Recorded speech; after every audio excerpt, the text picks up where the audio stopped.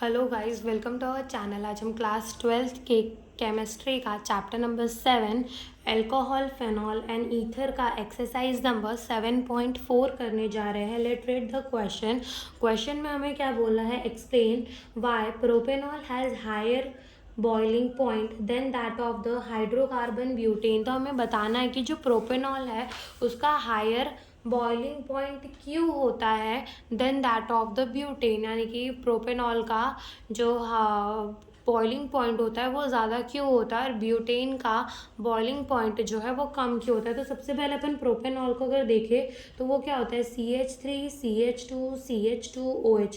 तो ये क्या होता है, अपना प्रोपेनॉल होता है। और ब्यूटेन को देखें तो होता है CH3 CH2 CH2 and CH3। तो ये हमारा क्या हो गया, ये हो गया हमारा ब्यूटेन और ये हमारा हो गया propanol.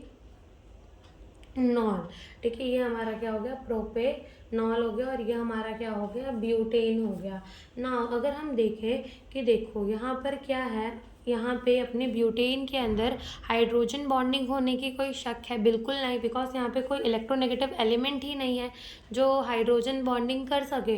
But in the propanol हमारा ये जो ऑक्सीजन है ना, ये इसी के यानी कि प्रोपेनॉल के ही दूसरे मॉलिक्यूल के हाइड्रोजन से क्या बना देता है, हाइड्रोजन बॉन्डिंग बना देता है। देखो जैसे कि ये है, हम इसका ऐसे लिख सकते हैं C3H7। देखो 3 कार्बन, 3 4 5 6 7 और ये किससे अटैच है, O से अटैच है और किससे अटैच है, H से अटैच है। अब मान लो एक और प्रोपेनॉल का मॉलिक्यूल आया C3H7 जो किससे अटैच है, एक O से अटैच है और किससे अटैच है, H से अटैच है। सेम यहाँ पर एक और मॉलिक्यूल आया C3H7 और जो कि किससे अटैच है, OH से अटैच है।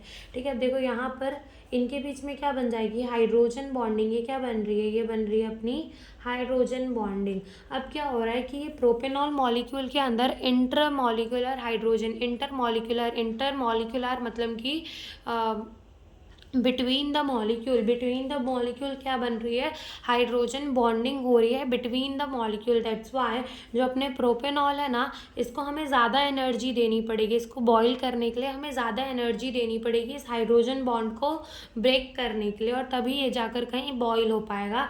दैट्स वाई जो प्रोपेनॉल का बॉइलिंग पॉइंट होता है ना वो ज़्यादा होता है। ब्यूटेन के अंदर तो कोई हाइड्रोजन बॉन्डिंग बनती ही नहीं, बिकॉज कोई इलेक्ट्रोनेगेटिव एलिमेंट ही नहीं है जो हाइड्रोजन बॉन्डिंग को बना सके, और प्रोपेनॉल के अंदर हाइड्रोजन बॉन्डिंग बन रही है।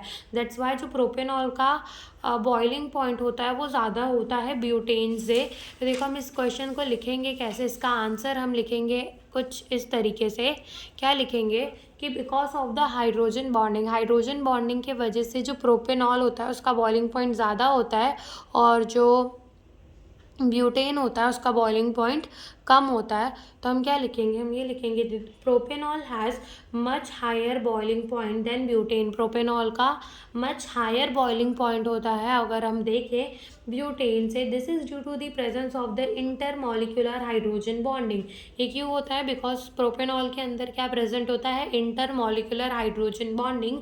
इंटरमॉलिक्यूलर का मतलब between the molecule hydrogen bonding present होती है।